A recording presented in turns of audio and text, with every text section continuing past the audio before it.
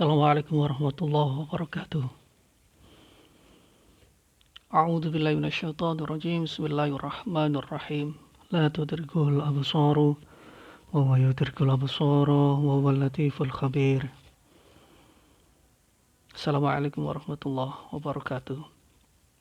Teman-teman, bagaimana caranya kita untuk mencari sebuah kebenaran atau mencari sebuah agama? Karena kita ini bukanlah hewan, ya kan? Hidup hanya untuk makan. Kita ini diberi akal untuk berpikir. Karena hidup ini bukan hanya hidup, makan, terus mati. Bukan. Itulah kenapa kita harus punya agama. Carilah agama yang paling benar. Bagaimana mas itu caranya mas mencari kebenaran itu dalam agama? Coba pilih agama yang logikanya itu masuk ke otak kita. Contohnya ya, pilih agama yang Tuhannya itu cuma satu. Loh, kenapa mas kok pilih agama yang harus Tuhannya satu? Coba pikirkan. Seandainya kalau Tuhan itu banyak, ya kan? Terus Tuhan yang satu ingin mata kita itu menghadap ke samping seperti ini. Yang satu ingin ke atas. Yang satu ingin kita itu jodohnya di umur 25. Yang satu ingin kita jodohnya di umur 50. Repot nanti. Kalau Tuhan banyak itu repot. Manusia saja loh banyak itu, wah repot sekali.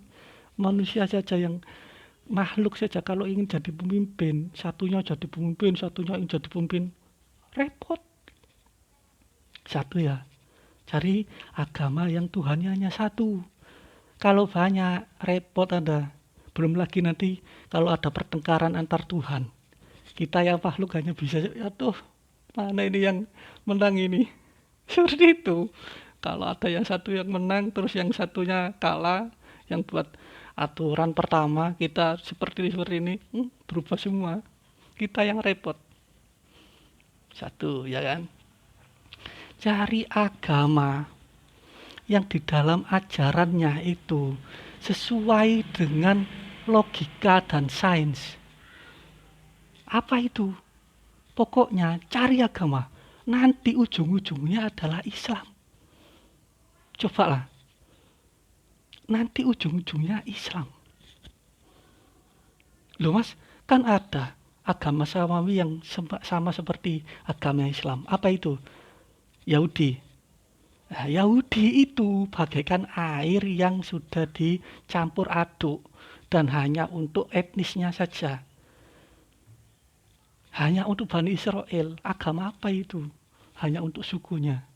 Cari agama yang universal untuk semua, untuk orang Cina, untuk orang suku Jawa, untuk orang Batak, untuk orang Papua, untuk orang Malaysia, Eropa dan lain-lain. Cari agama yang seperti itu, yang seperti air jernih.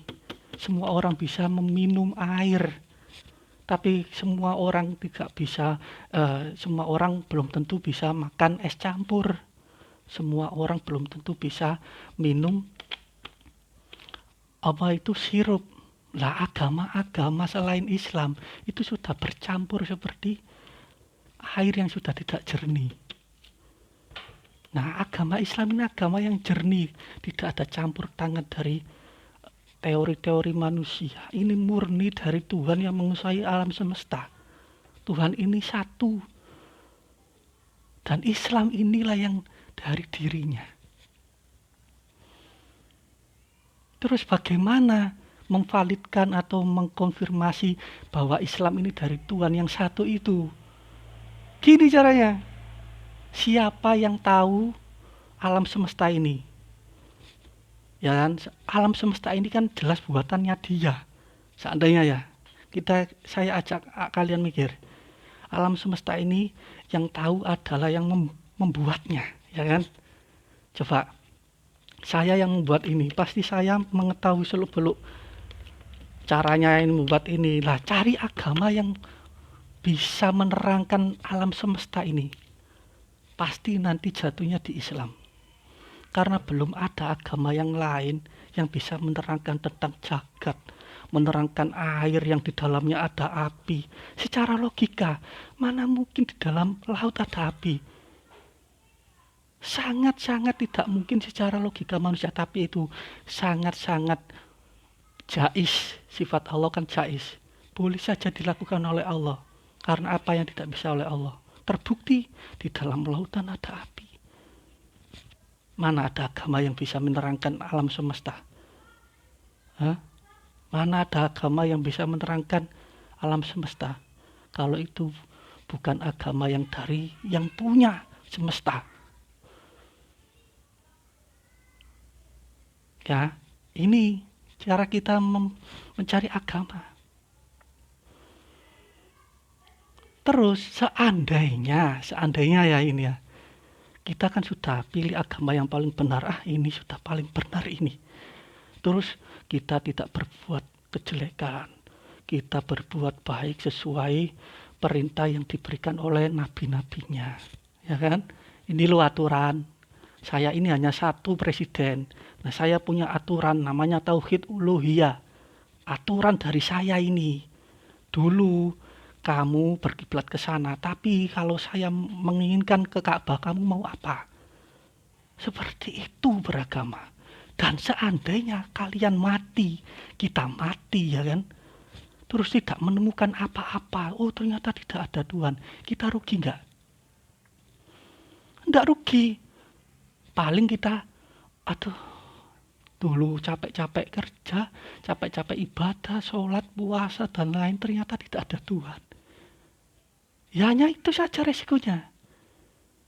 Tapi kalau ada beneran Tuhan, ternyata Tuhan itu ada satu dan ini adalah aturannya. Kita selamat gak? Selamat. Yang gak selamat itu yang tidak ikut ajaran ini. Ingin kembali ke dunia sudah tidak bisa. Bakal nangis garam, nangis cabai Anda. Inilah namanya manajemen resiko. Kita cari resiko yang terkecil. Itu namanya beragama. Jangan ikut orang-orang yang berkamuflase di Islam, ingin menghancurkan Islam dari dalam. Mereka seolah-olah Islam membuat forum-forum tasawuf seakan tasawuf. Ternyata di dalamnya banyak komplain terhadap keadilan Tuhan. Salah satunya saya melihat di YouTube, ada orang seperti ini. Agama itu dogma, Islam itu apa? Masa orang yang berbuat baik kok masuk neraka? Loh, berbuat baik bagaimana? Siapa yang berbuat baik? Dari dulu sampai sekarang Allah sudah mengutus Rasul. Ini loh aku. Tapi apa? Mereka tidak mau masuk. Oke, logikanya seperti ini. Orang berbuat baik ya, tapi tidak beragama. Seperti ini logikanya. Saya ini masuk ke rumah, tidak tahu rumah itu siapa yang punya. Ada makanan, ada lain-lain kan.